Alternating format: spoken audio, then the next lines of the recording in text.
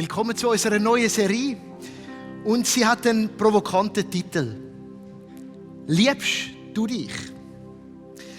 Sie fokussiert somit vielleicht auf den unbeachtetsten Teil von dem Bibeltext, von dem Bibelvers, wo unserem Jahresthema Agape, Liebe, die wächst, zugrunde liegt.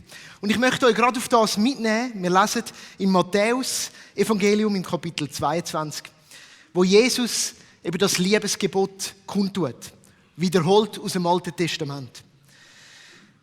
Du sollst den Herrn, deinen Gott, lieben von ganzem Herzen, mit ganzer Hingabe und mit deinem ganzen Verstand. Kommt ein Zwischenteil und dann geht es weiter. Ebenso wichtig ist aber ein zweites. Liebe deinen Mitmenschen wie dich selbst. Als Nebensatz erwähnt Jesus, dass die Liebe zum Mitmensch, wo wir immer laut hören, rufen zu uns, an etwas gemessen wird, nämlich an der Selbstliebe. Wie? Dich selber. Also du sollst deinen Mitmensch so fest lieben wie dich selber. Und in dieser Serie, wo wir sind, möchten wir dieser Frage nachgehen. Ja, liebst du dich? Die Frage wollen wir uns stellen, die wollen wir euch zurufen von dieser Bühne. Und das geht ja vielleicht auch noch ganz gut, solange ich die Frage da oben stelle und sage, ja, liebst du dich? Weil dann kannst du entscheiden, ob du die Frage an dich heranlassen oder nicht. Du kannst sie auch ganz bei mir da vorne lassen oder bei denen, die dann in dieser Serie auch noch werden, die Predigt halten. Aber das Spezielle an dieser Selbstliebe ist das, dass du zwei Sachen in einem bist. Du bist nämlich Objekt und Subjekt. Und für all die von euch, die jetzt sagen, wow, durcheinander kommt mir der Deutschunterricht in den Sinn, ganz genau.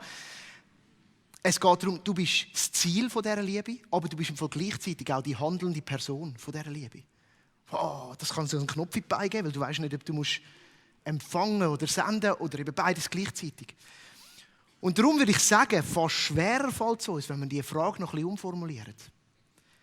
Und statt dass ich euch frage, liebst du dich, wenn wir in den nächsten 3 Sündigen das fragen, was wirklich auch dran ist. Wir haben uns selber trainieren und uns fragen, liebe ich mich? Liebe ich mich? Das ist eine ganz persönliche Frage. Das ist eine kostbare Frage. Und die Frage wirft sofort auch weitere Fragen auf. Nämlich, darf man sich die Frage als gläubige Person überhaupt stellen? Muss man da nicht ein bisschen aufpassen, ein bisschen vorsichtig sein? Schliesslich haben wir ja einen Glauben eben von der nächsten Liebe. Wieso soll ich genau mich lieben? Bin ich überhaupt liebenswert? Und wenn ja, wie mache ich das ganz genau? Falls dir diese Frage auch gerade durch den Kopf schiessen, bist du sicher in guter Gesellschaft. Und übrigens ist das auch nicht nur bei gläubigen Menschen so. Bei uns in der Tradition oder, wird die Selbstliebe oft ein bisschen in den Hintergrund geschoben, weil wir haben die Tugend von der Demut, die wir leben wollen. Und da ist es sehr gefährlich, oder, dass man dort plötzlich zu weit geht, wenn man sich zu fest selber liebt. Aber es ist tatsächlich so, das sagt die Psychologie, dass Selbstliebe eine grundlegende Herausforderung ist für die Menschen. Und schon sehr früh verlernen wir sie als Kind. Durch Leistungsdruck, gesellschaftliche Umstände, die wir haben, durch Vergleich mit anderen. Und ich denke, in der heutigen Zeit mit Social Media hat das eher noch ein bisschen zugenommen. Und übrigens auch Babyboomers sind davon betroffen. Ihr seid ja die jetzt auf Facebook sind, gell? Da vergleicht man sich. Durch Mobbing, durch Gedanken und Zweifel in unserem Kopf. Aber es lohnt sich, beharrlich zu bleiben, weil auch Psychologie sagt, dass eine gesunde Portion Selbstliebe einem stärkt. Und all diese Fragen, wenn wir darum jetzt an diesen kommenden 3 Sündigen nachgehen, sie ergründen und uns fragen, hey, wieso sagt Jesus das? Dich selber lieben. Wieso erachtet er das als wichtig? Und wir wollen Ansätze entdecken, wie wir Schritt in eine gute Richtung machen können. Und in dieser Serie wird uns darum das Badzimmer begleiten, das ihr hier zu meiner rechten Hand seht. Das wird Sinnbild sein für die Serie. Und wir werden das immer wieder haben. Wir werden uns auch immer wieder an den Ort begeben vom Badzimmer. Wieso? Es ist nämlich der Ort in unserem Leben, wo es sehr oft, nicht immer, das bin ich mir als Vater bewusst, aber sehr oft um uns selber geht. Es ist der Ort, wo wir unsere ganz persönlichen Geschäfte verrichten, selbstverständlich. Es ist aber auch der Ort, wo du im Fokus bist und du eben das Objekt und Subjekt bist, wenn du nämlich in den Spiegel schaust. Also eben die Person, die sich etwas antut, vielleicht sich schminkt, vielleicht sich rasiert, vielleicht was auch immer man da so alles macht, zu ansiedeln, aber auch, wo man sich anschaut, oder? Aber dazu eben später mehr. Wir werden noch auf das Badzimmer hinkommen. Wir werden heute miteinander in die erste Geschichte der Bibel tauchen und dort drin 2 wichtige Aspekte der Selbstliebe entdecken.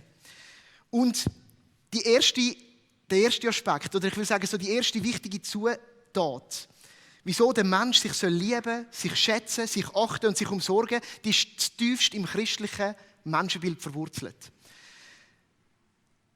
Das christliche Menschenbild, die Lehre vom Menschen aus christlicher Sicht, sagt nämlich, der Mensch ist, und jetzt kommt ein wichtiges Wort, das uns begleiten wird, würdig. Was steckt hinter dem Wort Würde? Eine kurze Google-Suche ergibt, dass das heisst, also die Würde, das ist die Achtung, ein achtunggebietender Wert, wo einem Menschen innewohnt und ihm darum eine Bedeutung zukommen lässt. Ein achtunggebietender Wert, wo einem Menschen innewohnt und ihm darum eine Bedeutung zukommen lässt. Das ist eine säkulare Erklärung für das Wort Würde. Könige haben Würde, gewisse Ämter haben Würde. Die christliche Sicht gibt dem Menschen auch eine ganz grundlegende Würde und die gilt es jetzt noch zu füllen. Also was ist dann der Grund, wieso er Achtung überkommen, wieso die achtunggebietende Wert in ihm innewohnt und eben er daraus eine Bedeutung gewinnt. Und das wollen wir miteinander entdecken. Die Würde ist erstens Gott gegeben und zweitens nicht verlierbar. Und, ganz wichtig im Christentum, sie kommt einem Menschen zu, unabhängig von seinen Lebensumständen und unabhängig von seinem Verhalten. Unabhängig, ob er adelig ist oder nicht. Das ist entscheidend. Das ist der christliche Blick auf das. Und der verändert vieles. Und das Denken, das wurzelt eben in dieser ersten Geschichte in der Bibel, im Schöpfungsbericht, im Kapitel 1 vom ersten Buch Mose, wo es heisst, wie Gott den Menschen geschaffen hat. Und es heisst ja, dass Gott gesagt hat, jetzt wollen wir den Menschen machen, unser Ebenbild, das uns ähnlich ist. Er soll über die ganze Erde verfügen, über die Tiere im Meer, am Himmel und auf der Erde. Gott schafft den Mensch also als Krone von der Schöpfung, wo über das andere soll verfügen, heisst es da. Und da drin steckt eben die Würde. Da steckt eine unglaubliche Betonung und auch eine Einordnung vom Menschen drin, wo eine Sonderstellung ist in der Schöpfung. Das Ebenbild von Gott selber. Das begründet die menschliche Würde, die du und ich haben. Und dieser Ton wird dann auch durch die ganze Bibel immer wieder angeschlagen. Wir werden es gerade entdecken.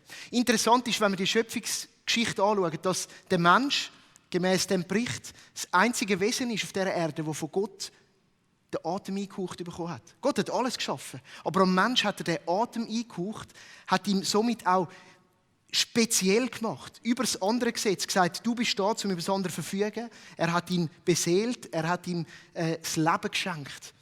Mit allem, was drin ist, in seiner Ebenbildlichkeit. Und eben der Ton wird immer wieder aufgegriffen und ich möchte euch hier einen schönen Text mitnehmen aus den Psalmen. Im Psalm 8, ein berühmter Vers. Und wir möchten den miteinander auf uns wirken lassen. Er handelt um die Würde. Vers 4 und 5 lesen wir zuerst vom Psalm 8. Wenn ich den Himmel sehe, das Werk deiner Hände, den Mond und die Sterne, die du erschaffen und an ihren Ort gesetzt hast, dann staune ich. Jetzt können wir uns ein bisschen zurückerinnern. Ich habe kürzlich auch über das predigen, über den Kosmos. Gott hat den geschaffen. Alles ist da drin, das ganze Universum. Er ist außerhalb und die ganze Schöpfung ist Teil davon. Und dann geht es natürlich darum weiter. Was ist der Mensch, dass du an ihn denkst? Ich meine, ein Muckenfürzli, könnte man schon so sagen, oder? Auf das Ganze gesehen. Wer ist er schon, dass du dich um ihn kümmerst? Und in den ersten 2 Versen geht ein Kontrast auf zwischen Gott und Mensch. Gott, der Schöpfer, und der Mensch, unbedeutend klein. Aber, und jetzt kommt eine Wendung in dem Psalm, Vers 6, du hast ihn nur wenig geringer gemacht als Gott. Mit Ehre und Würde hast du ihn gekrönt. Du hast ihn zum Herrn eingesetzt über deine Geschöpfe, die aus deinen Händen hervorgingen. Alles hast du ihm zu Füßen gelegt. Du hast ihm Schafe und Rinder unterstellt und dazu alle freilebenden Tiere in Feld und Flur, die Vögel, die am Himmel fliegen, ebenso wie die Fische im Meer und alles, was die Meere durchzieht. Also wir haben da drin 2 Aspekte. Die ersten 2 Verse betonen die Größe von Gott und stellen den Menschen ungleich klein dar. Er ist eben nur Teil der Schöpfung. Er ist nicht der Schöpfer. Aber dann wird der Mensch und seine Sonderstellung betont. Und die Würde vom Menschen kommt raus als Krone der Schöpfung, als einzigartig geschaffen in dieser Schöpfung.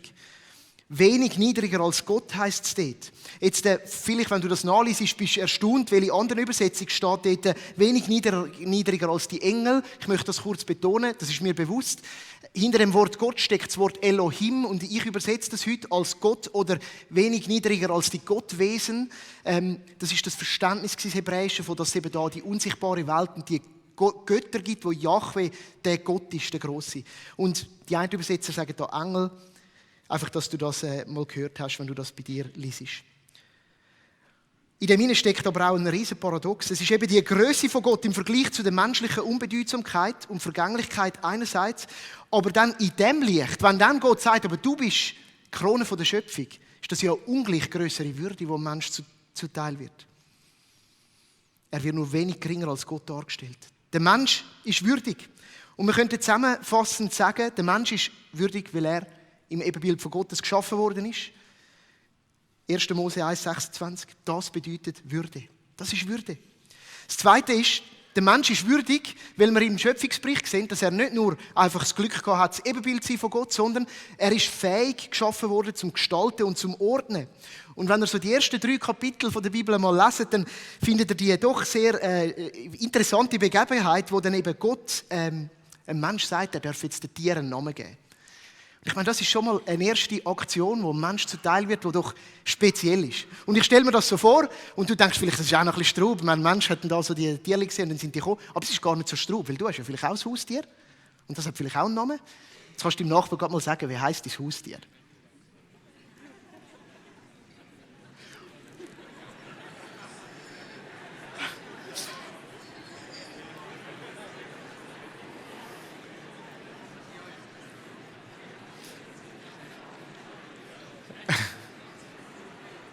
Und wenn du daheim bist, kannst du es im Chat schreiben, vom Livestream. Und dann merkst du, wenn du es erklärst, vielleicht ist es ein bisschen peinlich, weil es irgendwie Schnüffeli, Schnügeli oder irgendetwas heisst. Oder du merkst, dass du es benannt hast nach Eigenheiten, das Tigerli, weil es vielleicht ein Tiger ist oder wie auch immer.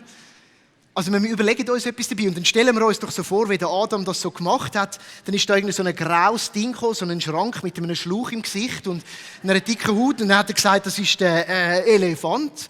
Und das schlüpfrige Teil im Wasser, wo du kaum greifen kannst, vielleicht ist es so im Wasser, wie sage ich dem? Für Fisch. Oder das kleine Insekt, das uns die Sommernacht so versaut und so macht. Und im Norden von Europa ist es besonders verbreitet. Das nennen wir Mücken, weil es hat irgendeine Macke oder wie auch immer. Ich stelle mir so vor, es ist ein bisschen Straub und es geht da ja nicht um Individualnamen, aber es zeigt etwas. Gott hat dem Menschen etwas zugetraut, hat ihn eingeladen und gesagt, du darfst mit mir zusammen gemeinsam arbeiten, gestalten, übernehmen, den Steilpass von der Schöpfung und daraus etwas machen. Das ist Würde. Und dann gehen wir weiter. Nicht nur hat der Mensch die Fähigkeit zum Gestalten und zum Mitschaffen, Mitordnen bekommen, sondern auch eine starke Fähigkeit, nämlich zum Einfluss und Macht ausüben, wie wir das schon gelesen haben. Zum Verfügen oder im Vers 28 vom 1. Kapitel der Bibel heißt es zum Herrschen.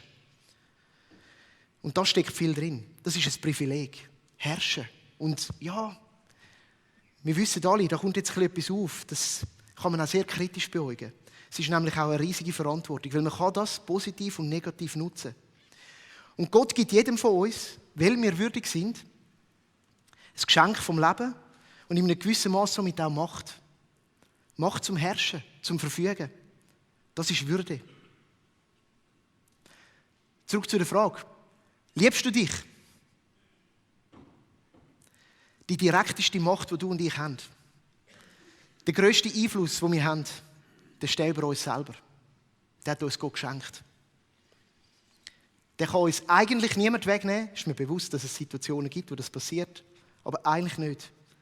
Es ist die Macht über unser Handeln, über unser Denken, über unser Sein, über auch unsere Emotionen. Und es ist die Macht, die diesen Begriff wie Selbstführung zugrunde liegt, Selbstverantwortung, wie der Predigtitel von heute ist. Und damit wären wir beim zweiten Aspekt. Der zweite Zutat, der so wichtig ist für die Selbstliebe, neben dem, dass wir würdig sind, und ich hoffe, wir haben das heute auch in den Texten der Bibel entdecken, haben wir eine Selbstverantwortung. Wir sind verantwortlich. Wir haben ein riesiges Geschenk bekommen, und das heisst Leben. Und was uns anvertraut ist, gilt es zu verantworten. Und du und ich, wir sind verantwortlich für unser Handeln, an uns selber in erster Linie.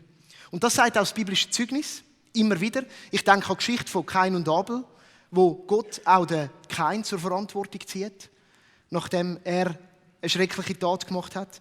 Ich denke aber dann weiter auch, und wir landen beim Apostel Paulus, der im Galaterbrief so auch symbolisch für das ganze Thema schreibt, denn jeder ist für sein eigenes Tun vor Gott verantwortlich. Und dann sagt er etwas, wo mir schon anklingt, das ist schon schwer genug. Das ist eine Herausforderung. Aber sie hat mit dieser Würde zu tun, mit dieser Selbstliebe. Und ich muss auch ehrlich sagen, vielleicht geht es dir gleich wie mir. Wir Menschen sind eben Menschen. Wir sind Adam. Adam heisst Mensch. Und wir haben eine Tendenz, nämlich zu kneifen. Und nur ein Kapitel später in der Schöpfungsgeschichte sehen wir das, wie Adam und Eva sich beispielshaft von der Verantwortung drücken und kneifen. Nachdem sie das gemacht haben, das Einzige, wo Gott gesagt hat, macht das doch nicht. In eurer grossen Freiheit, in eurer grossen Würde, die ihr habt, macht einfach das eine nicht. Und sie haben es gemacht. Wir kennen die Geschichte. Und dann kommt eine Beschreibung, die Geschichte geht weiter und es heisst, dass Gott am Abend den Adam gesucht hat. Und ich stelle mir das vor, es ist Paradies. Es ist der schönste Ort auf Erden. Es ist wahrscheinlich der schönste Sonnenuntergang, den du je gesehen hast oder eben noch nie gesehen hast auf dieser Erde nach dem Ereignis. Und es ist ein frischer Wind aufgekommen, die Brise. Und Adam und Eva, sie haben gehört, wie Gott, der Herr, im Garten rumgelaufen ist. Und er ist nicht einfach so rumgelaufen, weil er hat sie gesucht. Sein Ebenbild. Und das heisst, ängstlich haben sie sich versteckt vor ihm. Hinter den Bäumen. Aber dann hat Gott gerufen, Adam, wo bist du? Und auch da wieder die Frage, die ist in dieser Geschichte so weit weg von uns, weil Adam, nur den Adam Riese kennen wir noch, gell? Aber sonst, wer heisst schon Adam? Aber Adam heisst Mensch. Und somit kannst du eben auch das hören. Weil es heisst, Dani, wo bist du? Rösli, wo bist du? Heidi, wo bist du? Urs, wo bist du? Und der Adam hat dann erklärt, wieso er sich versteckt. Und dann hat er versucht, und das ist so menschlich, das ist eben der Mensch, hat versucht, sich zu rechtfertigen. Die Frau, die du mir gegeben hast, ist schuld daran. Ich nicht. Sie reichte mir eine Frucht von dem Baum, deswegen habe ich davon gegessen. Was will ich schon machen? Ich meine, wir wissen ja, wer die Heidhosen anhat.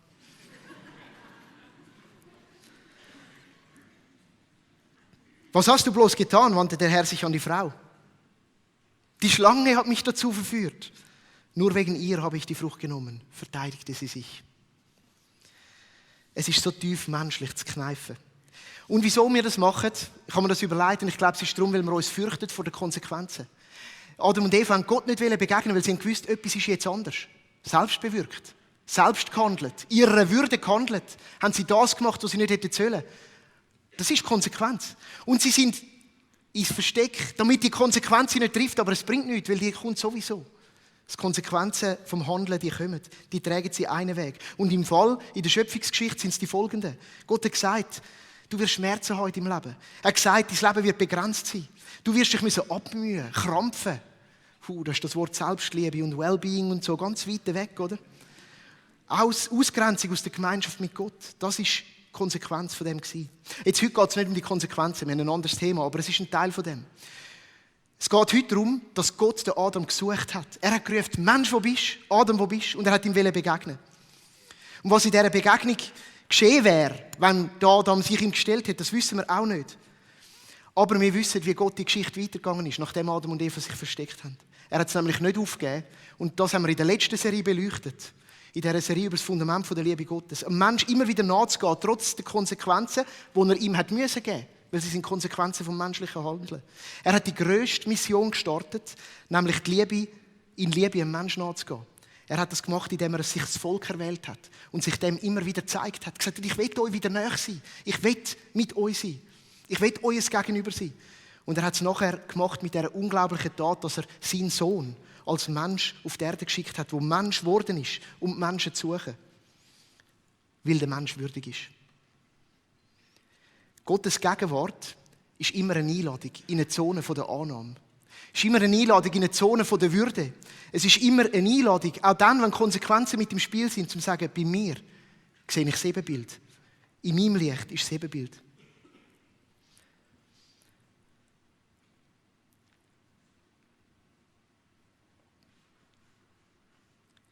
In Gottes Gegenwart entdecke ich, wer ich bin. Und die Selbstliebe, die wurzelt immer in der Fremdliebe von Gott an mich. Und wenn wir diese Würde erkennen, dann können wir zum Nächsten kommen. In Gottes Gegenwart kommen wir nämlich auch einen klaren Blick auf unsere Verantwortung über.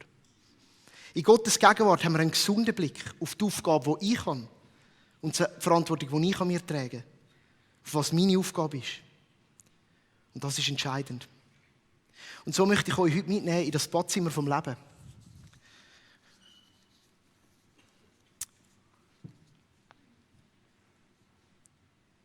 Und wie bereits erwähnt, das Badzimmer ist ein Ort, wo wir mehrmals täglich aufsuchen. Die meisten von uns als erstes nach dem Aufstehen. Die einen von uns hast ja den Nachbar mal mehr, gell?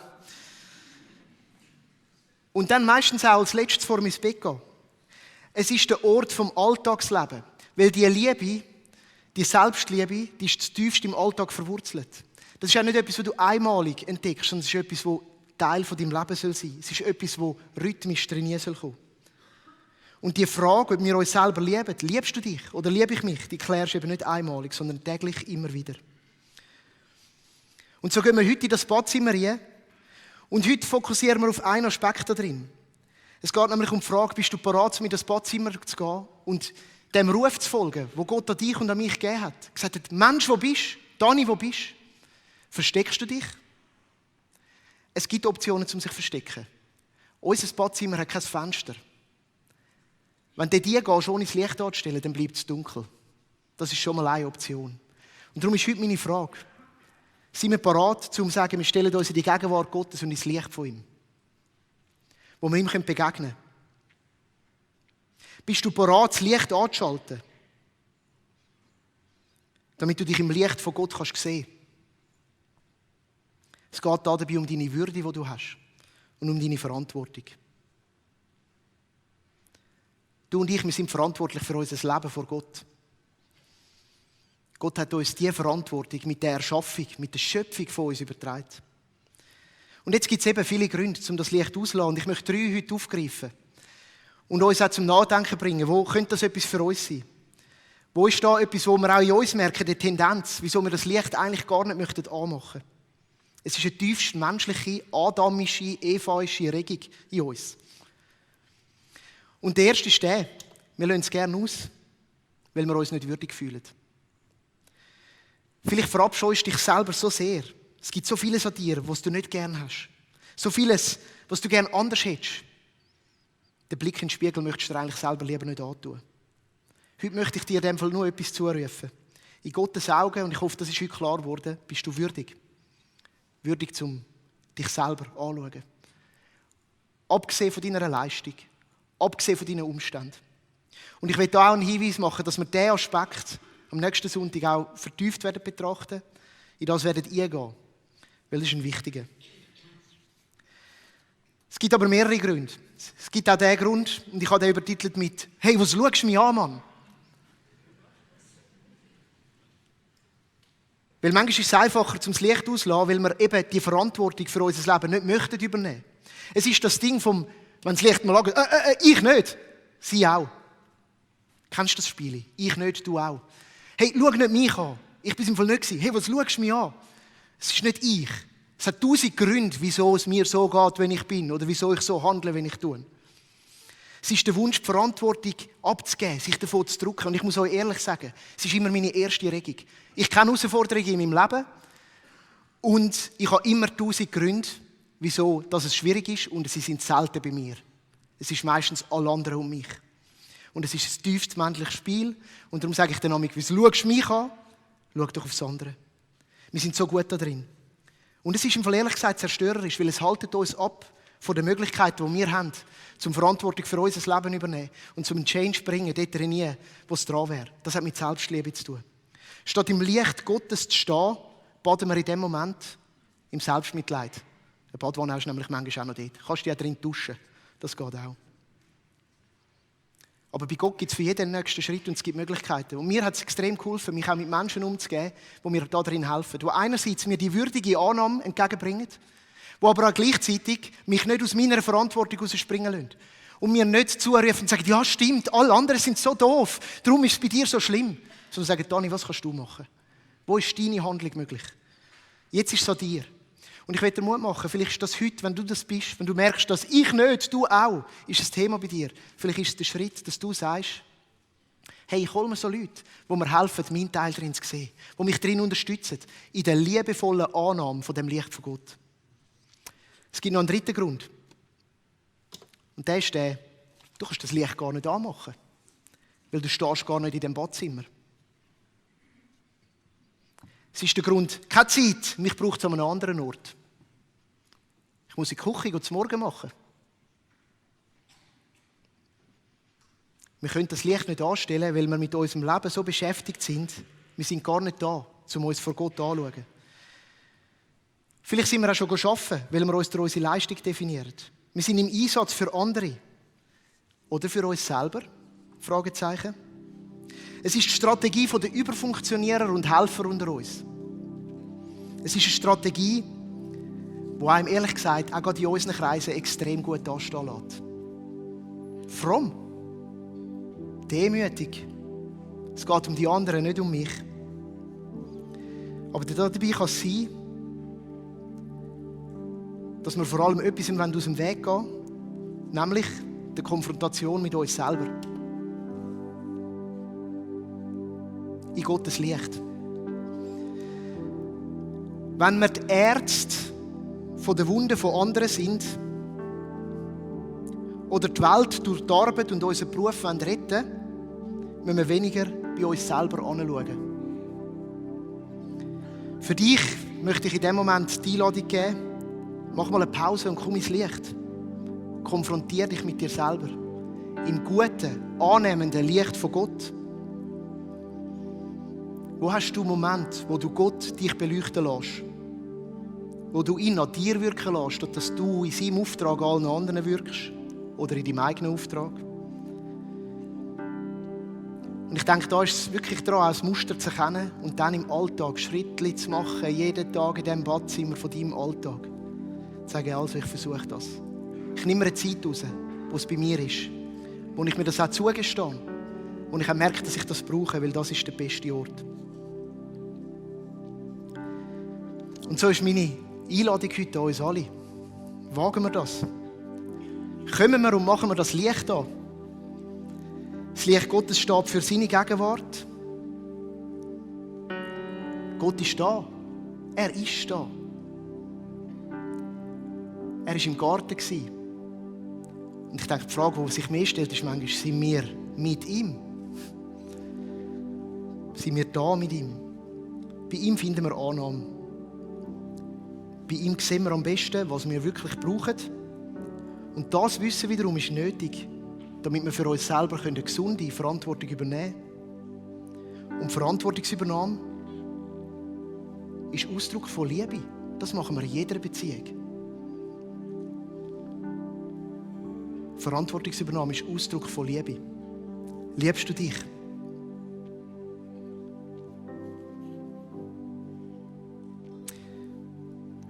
Und wir sind still und ich möchte beten. Ich habe ein Gebet geschrieben. Ich werde das auch einblenden. Ich möchte einfach so einen Moment auch nehmen, wo vielleicht auch das anklingen kann und wo wir das miteinander vor Gott bringen möchten. Wir werden still und werden uns der Gegenwart Gottes bewusst. Vater, wir bitten dich, dass wir uns in deinem Licht sehen können. Dein Licht hat einen Namen. Jesus. In deinem Licht erkennen wir die Wahrheit über uns selber. Das heisst, die Würde, die du uns gibst. Aber wir sehen auch die Wahrheit über das Herausfordernde und das Unschöne, das Schmerzhafte, das Zerbrochene. Danke, dass du gerade jetzt bei uns bist. Danke, dass du die Regungen in uns kennst, die uns in dem Moment dazu führen, dass wir das Licht meiden. Die Erregung, die Schuld bei anderen zu suchen. Die Erregung, uns weg von uns und zum anderen und anderen zu wenden. Danke, dass du uns hilfst, im Licht zu bleiben. Danke, dass wir angenommen sind. Danke, dass du deine Verantwortung übernommen hast, uns suchst und findest.